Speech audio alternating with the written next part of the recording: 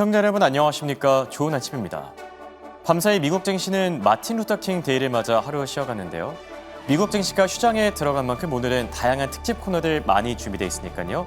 채널 고정하시고 끝까지 함께 하셔서 좋은 투자 인사이트 다양하게 얻어가시길 바랍니다. 자, 그럼 오늘은 오랜만에 유럽 증시의 마감 상황부터 바로 확인해 볼까요? 밤사이 유럽 증시는 무역 전쟁발 긴장감을 소화하면서 일제히 하락했는데요. 지금 트럼프 대통령과 유럽 정상들 간의 신경전이 굉장히 치열한 상태죠. 해당 소식을 주시하면서 독일 닥스 지수는 1%, 프랑스 까크 지수는 1.7%, 그리고 범유럽 지수인 유로스톡스 600 지수는 1.19% 하락했고요. 또 주요 기업 가운데선 아디다스가 5%, 이 독일 자동차 관련주들 BMW와 벤츠가 2, 3%씩 빠졌는데요. 최근 들어서 자동차 관련주들의 주가 흐름이 굉장히 부진한 상태죠. 유럽 지역의 이 자동차 지수의 경우에는 2% 빠지면서 작년 10월 이후에 최저치를 기록 중인 점도 참고하시기 바랍니다. 자, 그럼 국채와 외환 시장의 흐름도 다음 장 통해서 체크해 볼까요? 밤사이 미국의 국채 시장 역시나 큰 움직임 없이 그대로 넘어갔는데요. 다음 장 한번 체크해 보도록 할게요. 자, 지난주에 트럼프 대통령의 발언 이후에 4.2%까지 올라선 미국의 국채 금리죠. 오늘은 휴장에 들어가면서 별다른 이슈를 미치진 않았는데요. 국채 넘어가서 다음 장, 오늘 장의 메인 이슈들도 체크해 보도록 할게요. 자, 대유럽 그린란드 관세를 100% 실행할 것이다. 바로 도널드 트럼프 미국 대통령의 발언이었는데요. 그린란드 관세와 관련해서 지금 협상용 카드나 아니면 협박용 카드가 아닌 진심으로 100% 부과할 거다라고 밝혔습니다. 자, 그러면서 동시에 얘기를 한 게 이 무력 카드를 만질 것이냐라는 얘기에 대해서는 무력 카드는 노코멘트다. 우리가 진정으로 검토 중이진 않다라고 얘기를 또 했고요. 자, 상황이 이렇다 보니까 안전자산에 대한 관심이 갈수록 커지고 있죠. 금과 은 가격이 사상 최고치를 경신했는데요. 특히 금 같은 경우에는 장중한 때 4,700달러에 도달하기도 했고요. 은 가격 대단하죠. 지금 100달러에 근접 중인데 생각해보면 작년 가격이 한 30달러였습니다. 온스당 30달러에서 단숨에 100달러까지 뛴 건데 1년 사이에 3배 정도로 늘어난 거죠. 은 가격의 추이는 계속해서 살펴볼 필요가 있겠고요. 그리고 IMF의 세계경제 전망 보고서가 간밤에도 발표됐었죠. 작년 10월 달에 내놨던 보고서에서는 3.1%로 제시됐었는데 세계경제 성장률이 올해 3.3%로 상향 조정된 겁니다. 보고서를 조금 더 디테일하게 보면은 무역전쟁 불안감이 이 변수로 작용할 수는 있겠지만 그래도 이를 상쇄할 만한 게 바로 AI 투자 그리고 기대감이라는 그런 전망들도 함께 나오는 중입니다. 자, 이렇게 오늘 장의 메인 이슈들 체크해 봤고요.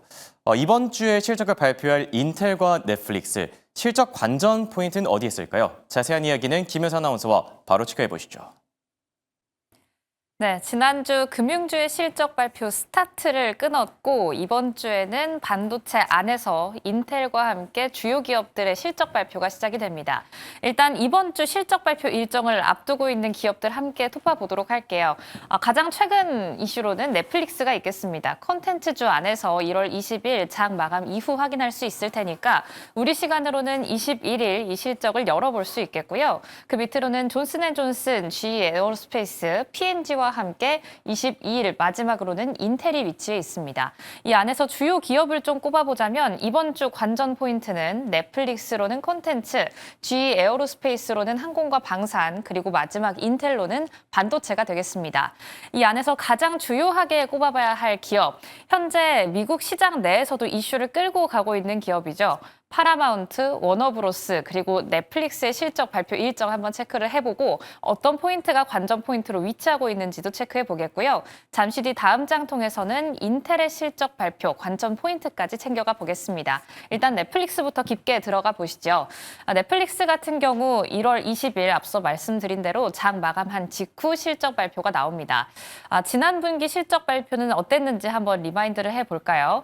2025년 3분기 실적 발표는 어땠을까요? 매출은 부합치를 내놓았고 EPS도 예상치를 하회하는 모습을 나타냈습니다. 매출 자체는 괜찮았고 EPS는 약간 아쉬운 모습을 보여줬는데 이게 기업 전반의 펀더멘털에 대한 훼손이라기보다는 이때 당시에 약간의 간접적인 이슈가 있었죠. 브라질 세관 당국에서 원래는 내지 않아도 될 세금을 그렇게 책정해놨던 세금을 특정한 이슈로 내라라고 이야기를 했기 때문에 EPS가 약간 훼손됐다라고 회사 측이 발빠르게 소식을 업데이트했습니다.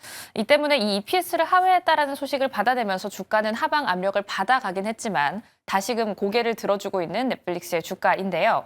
그렇다면 이제 우리가 열어보게 될 25년도 4분기에 대한 실적 전망과 예측치는 어떻게 나오고 있을까요? 매출과 함께 EPS 수치 자체를 한번 눈담아 보고 가시면 좋을 것 같고요. 4분기의 실적에 대해서 기대해 볼 수 있는 포인트를 좀 짚고 가시면 좋을 것 같습니다. 일단 4분기라는 특수한 기간적인 성격 때문에 연말 성수기 효과를 좀 노려볼 수가 있겠고 넷플릭스가 새로 도입했던 광고 요금제에 대한 기대감도 커져 있다는 점 체크하겠습니다.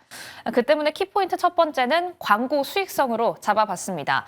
넷플릭스는 지난 실적 발표 때 어닝콜에서 이런 이야기를 내놓은 적이 있습니다. 2025년 광고 매출을 전년 대비, 그러니까 2024년 대비해서 2배 정도 끌어올리겠다라고 이야기를 했는데요.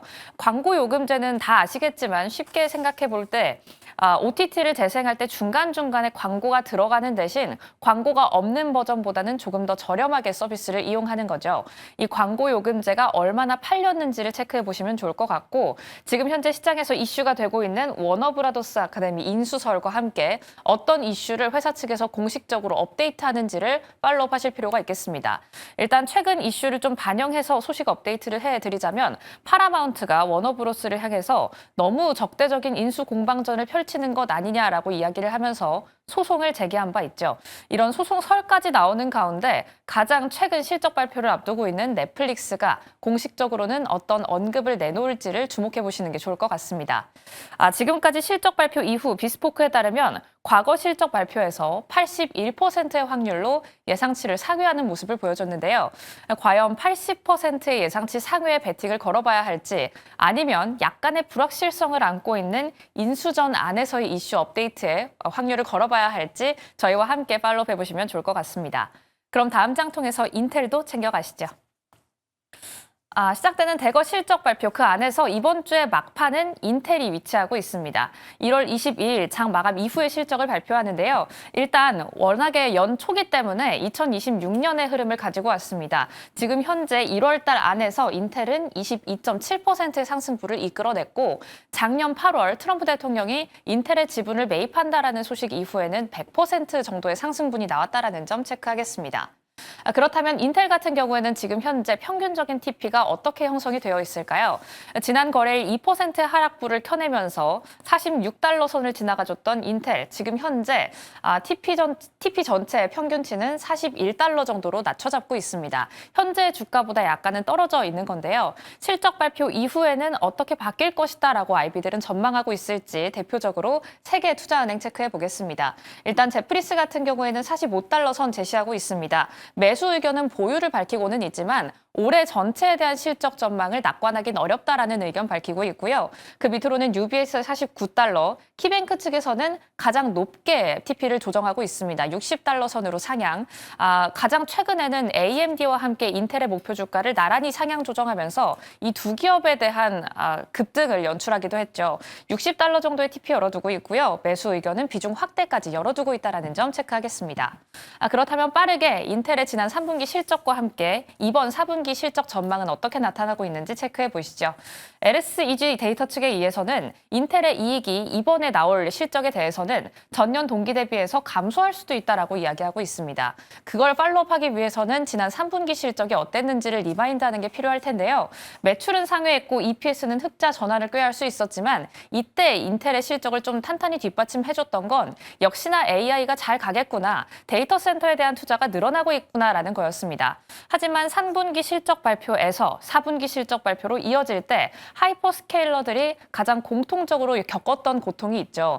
너네 그렇게 투자해서 정말 마진을 낼 수 있느냐라는 포인트입니다. 그 때문에 인텔의 4분기 전망치에는 인텔이 지금까지 얼만큼의 현금을 소진했고 그래서 마진에 대한 압박은 얼만큼 받고 있는지를 투영해서 실적 발표를 지켜봐야 할 텐데요. 그 때문에 키포인트는 인텔이 계속해서 약점으로 가지고 가고 있는 18A 나노 공정의 수율이 얼마나 나오는지 그리고 그에 대해서 삼성전자와 함께 견주었을 때 파운드리 면에서 2위를 좀 차지할 수 있을 것인지가 되겠습니다. 일단 최근 소식 좀 생각해보면 엔비디아 같은 경우 인텔의 18A 나노 공정에 대한 테스트를 중단한다라는 이슈를 내놨죠. 이 안에서 파운드리 면에서는 어떤 경쟁력 챙겨가는지 체크가 필요하겠고요. 파운드리와 함께 인텔이 가지고 가고 있는 PC, 이 안에서는 서버 CPU가 매진됐다라는 소식과 함께 점유율은 어떻게 가지고 가고 있는지를 체크하실 필요가 있겠습니다. 지금까지 4개의 실적 발표 중 3번 동안 주가 하락을 면치 못했던 인텔. 이번 흐름은 과연 어떻게 될까요? 굿모닝 오늘의 증시와 함께 계속해서 팔로우 해보시죠. 18만 달러냐 아니면 1만 달러냐. 새해 들어서 비트코인 전망이 극과 극으로 갈리고 있는데요. 그래서 이분을 오늘 모셔봤습니다. 하나증권의 김세한 골드 PB와 함께합니다. 안녕하십니까? 네, 안녕하세요. 자, 제가 댓글을 보는데 그런 글들이 있더라고요. PB님께서 다른 것보다 암호화폐 시장을 굉장히 잘 보신다라고. 네네네. 자, 그래서 오늘은 미국 증시가 쉬어가는 만큼 암호화폐 특집으로 한번 진행해 볼까 하는데요. 굿모닝 라이브 이슈픽부터 바로 한번 확인해 볼까요? 자, 오늘 올라온 3가지 토픽은 다 암호화폐 관련된 토픽들로 준비를 해봤습니다. 자, 우선 암호화폐 폭풍 전야라는 토픽이 있고요. 스트래티지, 더 큰 오렌지, 여기에 비트코인 ETF 순항이라는 주제로 얘기 나눠보겠습니다. 자, 이번 주에 매크로 변수 주의보들이 상당히 많은 것 같습니다. 네. 뭐 일본은행의 이 금리 결정도 있고 이게 사실 유동성이 굉장히 또 중요하잖아요. 맞습니다. 그리고 뭐 네. 경제 지표들, 실적 발표들 많이 예정돼 있는데 암호화폐 시장에 변수로 작용할 만한 그런 이벤트가 있을까요? 네, 일단 이번 주에 다양한 유동성 관련된 그런 이벤트들이 많이 예정이 좀 되어 있는데요. 우선 뭐 어제 미국장 휴장이었기 때문에 뭐 시장은 잠깐 쉬어갔고요. 이제 월요일 같은 경우는 연준에서 150달러 정도의 단기 유동성을 머니마켓 안정을 위해서 좀 공급을 하고 있다라고 이제 발표를 했었고, 그리고 화요일 이제 오늘이죠. 오늘 네. 같은 경우는 드디어 이제 트럼프 대통령의 관세 판결이 나올 가능성이 상당히 그렇죠. 좀 높아졌기 때문에 이 부분이 시장에 얼마만큼 또 영향을 끼칠 것인가 이걸 좀 체크를 해봐야 되는데요. 혹시 이번에도 좀 밀릴 가능성이 있을까요? 저는 개인적으로 발표가 나올 가능성이 상당히 높다라고 네. 생각을 하고, 뭐 물론 이제 발표가 어떻게 나올지는 좀 봐야겠지만 시장에서 이 부분을 또 어떻게 받아들일지도 상당히 중요한데, 네. 뭐 만약에 좀 결과가 안 좋게 나온다라고 하더라도 저는 시장에 미친 영향 파급력이 그렇게 생각보다는 크지 않을 거다라고 결과가 생각을 안 하고 있고요. 좋다라고 하면 이제 패소할 가능성이 맞습니다. 있다 이런 말씀이신 거죠? 네, 만약에 패소를 하더라도 시장에서 크게 이 부분을 유동성과 연관지어서 간다라기보다는 어떤 일시적인 이런 이벤트 형태의 그런 걸로 받아들일 가능성이 상당히 높다라고 생각을 하고 있기 때문에 이 비트코인이나 이 크립토 마켓 시장 안에서는 유동성이 가장 중요한 이슈다 보니까 네. 약간의 뭐 충격은 있겠지만 그래도 지금 이제 9만 달러 초반대에서 계속 왔다 갔다 하고 있기 때문에 요 9만 달러 근처에서는 크게 밀리지 않을 거라고 생각을 하고 있고요. 네. 그리고 수요일에는 이제 그 이후에 트럼프의 다보스 연설이 예정이 되어 예, 있는데 중요하죠. 이 연설에서 혹시라도 또 네. FOMC 의장에 대한 또 힌트를 줄 가능성이 있기 때문에 이 부분도 상당히 또 중요한 이슈 중에 하나라고 보시면 좋을 것 같고요. 그리고 목요일 같은 경우는 연준의 대차 대조표 업데이트가 또 예정이 되어 있고 마지막으로 앞에서 말씀해 주셨던 일본은행의 이 금리 관련 네. 이슈가 또 예정이 되어 있는데 엔화가 아무래도 강세로 가게 되면 상대적으로 암호화폐 시장도 또 그만큼 엔캐리 트레이드 축소가 좀 나오면서 매도 압력이 좀 커질 그렇죠. 수가 있습니다. 그래서 이 부분은 아무래도 마찬가지로 유동성 전체적인 공급 흐름에 초점을 좀 맞춰서 이번 주에 시장을 좀 보셔야 될 것 같습니다. 네. 결국 정리를 해보자면은 월화수목금 뭐 하루도 빼놓지 않고 네. 네, 네. 중요한 이벤트들이 많이 산재해 있습니다. 그만큼 암호화폐 시장에는 좀 중요한 한 주가 되지 않을까 생각이 들고요. 자, 이런 가운데 비트코인 고래로도 알려져 있죠. 세계에서 가장 많은 비트코인을 보유하고 있는 기업 바로 스트래티지가 이번에 비트코인 대규모 매입을 또 시사했다라고 합니다. 네. 더 큰 오렌지라는 말을 남겼다고 하는데 이게 어떤 의미인지가 궁금하거든요. 네, 이 셀러 의장 같은 경우는 이제 보통 X를 통해서 많이 이제 소통을 예. 하는데요. 최근에 이제 12억 5천만 달러 정도의 규모의 비트코인을 매입을 했었고, 그리고 나서 이제 X에 더 큰 오렌지라는 표현과 함께 비트코인 가격이나 매입 시점에 대한 이미지를 게시를 했는데요. 네. 뭐 이 부분은 이제 기존에 매입을 했었던 비트코인보다 지금 우리가 생각하고 있는 규모는 조금 더 크다라고 이렇게 이해를 하시면 그러니까 좋을 더 것 같고요. 많이 사게 될 거다 이런 얘기인 맞습니다. 거군요. 예. 네, 지금 스트래테지가 전체 비트코인 유통량의 약 3% 정도를 매입을 하고 있는데 지금 수준도 상당히 엄청난 예, 규모거든요. 그렇죠. 그러니까 지금 추가 매입이 만약에 현실화가 된다라고 한다면 이 70만 BTC를 넘어서게 되고요.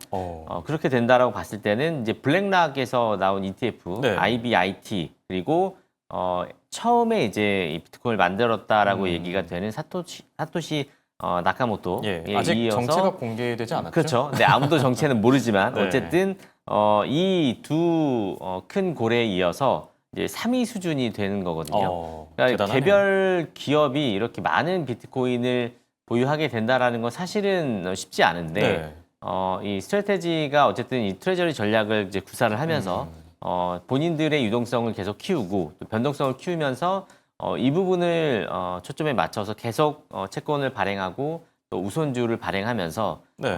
듀레이션 자체를 계속 몇십 년 동안 늘려가고 그 안에서 본인들은 이제 비트코인의 상승을 하게 되면 그 수익을 얻겠다라는 이제 전략으로 계속 이어가는 건데요.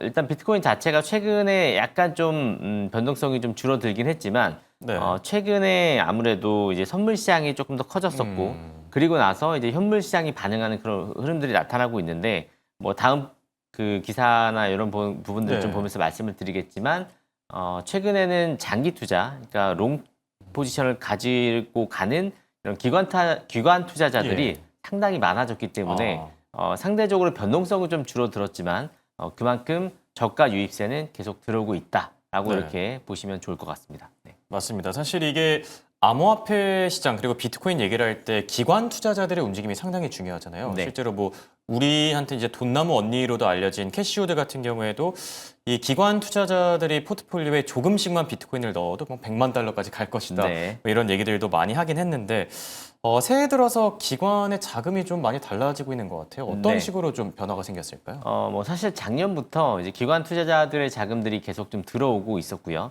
네. 작년에 제가 말씀드렸던 것 중에 기억나는 게 하버드 대학교.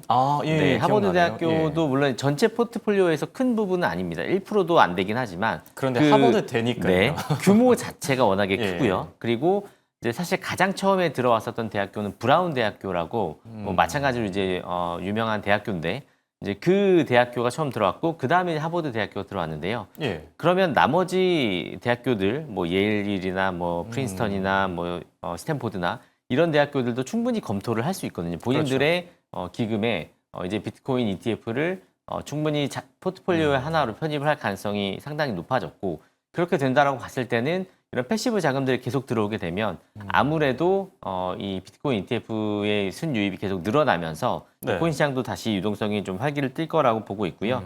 또 추가적으로 말씀드릴 부분은 사실은 이 선물 시장이 코인 시장을 그동안 좌지우지했었는데요. 네. 그러니까 선물 시장이 더 커졌었던 이유는 그만큼 차익 거래가 가능했었기 때문이거든요. 예. 선물과 현물 시장에서. 근데 이 베이시스가 현물과 선물의 가격 차이가 축소가 되면서 사실은 이제 차익 거래 매력에 대한 매력이 상당히 떨어져 있습니다. 그렇네요. 이 부분이 지금 이 기관 투자자들이 그동안은 뭐 차익 거래로 조금 재미를 좀 봤었다라고 한다면 지금은 그 부분이 상당히 매력이 떨어졌다 보니까 네. 중장기 가격 상승에 조금 더 베팅을 하고 있는 그런 전체적인 흐름으로 가고 있다라고 보시면 좋을 것 같고요. 네. 이 CME 거래소에서 그러니까 선물 거래소죠. 예. CME 거래소에서 주로 이 미결제 약정을 보고 어떤 포지션이 더 많이 있느냐, 롱이냐, 숏이냐 롱이냐 이렇게. 숏이냐를 예. 많이 보는데요. 이 약정 기준으로 보면 최근에 이제 롱 포지션이 상당히 좀 늘어나고 있다. 또 이런 기사들도 많이 좀 나타나고 있기 때문에 뭐 올해는 전반적으로 이 비트코인이나 이 크립토 시장에 상당히 좀 긍정적인 자금들이 많이 들어올 거라고 생각을 하고요. 네. 뭐 JP 모건이 뭐 18만 달러다 뭐 이렇게 많이 뭐 시티도 뭐 예. 17만 달러 이렇게 얘기를 하고 있는데 사실 뭐 그 부분은 이제 올해 연말쯤 또 돼봐야 알겠지만 그렇죠. 예. 이 금과 비트코인을 비교해서 이렇게 얘기를 하다 보니까 JP 모건 같은 경우는 이제 네. 그렇게 얘기를 하고 있는데요. 뭐 저는 뭐 그 정도까지는 아니더라도 정고점은 올해 충분히 갈 가능성이 상당히 높지 않을까 이렇게 좀 보고 있습니다. 네. 암호화폐 투자자분들에게는 그래도 네, 한 줄기 뭐 빛 같은 그런 얘기가 아닐까 생각이 들기도 하고요. 자, 암호화폐 관련주들도 한번 체크를 해보도록 할게요. 암호화폐 관련주라고 하면은 저희가 얘기할 수 있는 종목들이 굉장히 많은데 그 중에서 아이렌을 우선 들고 와 주셨어요. 이게 네. 한동안 서학개미들의 관심을 많이 받았다가 또 조정을 받았다가 네. 정말 뭐 희노애락이 다 들어있는 종목인 것 같은데 네. 아이렌은 요즘 어떻게 보고 계세요? 아이렌 같은 경우는 일단은 뭐 숫자 자체는 상당히 괜찮습니다. 지난번 네. 실적도 마찬가지였고. 근데 마찬가지로 작년 연말쯤에 또 AI 버블론이 계속 좀 나오면서 같이 좀 조정을 좀 받았었고요. 그래서 이제 고점 대비해서 조금 밀려 있는데 올해 들어서 약 53% 정도 또 다시 상승을 좀 하고 있고요. 이 호주 AI 인프라 기업인데 최근에 이 한 애널리스트가 HC 웨이나이트라는 애널리스트가 마찬가지로 평가를 두 단계 좀 상향하는 그런 네. 긍정적인 리포트를 내면서 시장의 어떤 유동성이 좀 좋아지면서 계속 자금들이 좀 유입이 되고 있고요. 보통 이제 두 단계가 상향되는 경우가 그렇게 많지 네. 않은데 지난주에도 말씀을 드렸지만 이 부분이 상당히 시장에 좀 중요하게 영향을 미치고 있고요.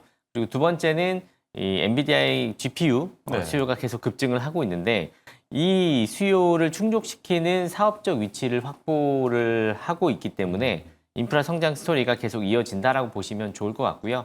이 아이렌 같은 경우는 애초에 비트코인을 채굴할 때 재생에너지로만 네. 이제 채굴을 했던 회사이기 때문에 상당히 비용 자체가 좀 낮게 좀 채굴 예. 비용이 좀 적게 들었고요. 그리고 나서 지금 그 인프라를 이제 완전히 AI 쪽 관련된 사업으로 좀 전환을 하고 있는 사실 상태인데 더 이상 뭐 암호화폐 관련주가 아니죠, 이제. 그렇죠. 네, 이제는 이제 네. 뭐 데이터 센터의 어떤 핵심이 될 가능성이 높은 그렇죠. 회사라고 좀 볼 수 있는데요. 작년에 마이크로소프트랑 계약을 하면서 좀 시장에 좀 파급력을 네. 좀 키웠고 올해 마찬가지로 빅테크들의 계약들이 가능성이 상당히 높은 또 그런 종목이기 때문에 뭐 이런 계약들이 한두 건 정도 만약에 나온다라고 봤을 때는 정고점 같은 경우는 또 돌파할 가능성이 상당히 높다라고 좀 보고 있고요. 네. 뭐 이런 기술적인 부분 그리고 이런 내러티브적인 요소들이 같이 좀 혼합이 된다라고 봤을 때는 뭐 올해 긍정적인 시각으로 보셔도 괜찮을 네. 것 같습니다. 네. 몇 달 전만 하더라도 좀 조정을 크게 받았었죠. 그럼에도 불구하고 지금 주가 레벨 많이 회복된 상태입니다. 전고점을 다시 찍을 수 있을지 지켜보는 게 좋을 듯 하고요. 그리고 두 번째 기업으로는 이 피규어 테크놀로지 솔루션스를 들고 와 주셨는데 좀 생소한 분들도 있을 것 같아요. 어떤 네. 기업이죠? 이 피규어 테크놀로지 같은 경우는 제가 방송에서 한번 말씀을 드렸던 것 같은 기억이 나는데 이 한마디로 말씀을 드리면 대출, 그러니까 부동산 담보 대출, 뭐 모기지 담보 대출을 해주는 그런 대출 플랫폼이라고 네. 보시면 좋을 것 같은데요. 미국의 소파이 테크놀로지라는 회사가 있는데 그 대출 플랫폼이거든요, 마찬가지로. 예. 이제 그 회사에서 창업자가 나와서 이 회사를 이제 만든 그런 회사고요. 암호화폐 기반, 이 본인들이 가지고 있는 이 블록체인 기반으로 해서 이 대출 플랫폼을 운영을 하는데 지금 미국에서 이 전체 대출 사업자 기준으로 보면 은행권을 제외하면 1위입니다. 예. 예상외로 상당히 잘 성과가 좀 나오고 네, 있고 대단하네요. 그러니까 미국 같은 경우는 보통 우리나라 담보대출을 하게 되면 사실은 은행 가서 서류만 제출하고 몇 가지 서류 제출하면 또 시간이 그렇게 오래 걸리지 않는데 미국 같은 경우는 비용도 많이 들고요.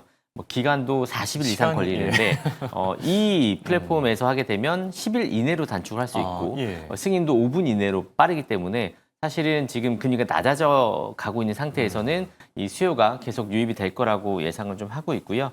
최근에 번스테인에서도 마찬가지로 주가 상향이나 목표 주가를 좀 올리면서 네. 기관 투자자들의 관심도 계속 증가가 좀 되고 있고 뭐 실적도 세 자릿수 이상으로 계속 올라가고 있기 때문에 올해 관심을 좀 갖고 지켜보시면 좋을 것 같습니다. 네. 아이랜과 피규어 테크놀로지스 올해 좀 많이 주목해 보는 게 좋을 듯합니다. 지금까지 도움 말씀에 하나증권의 김세한 골드 PB와 함께했습니다. 대내 고맙습니다. 네, 감사합니다.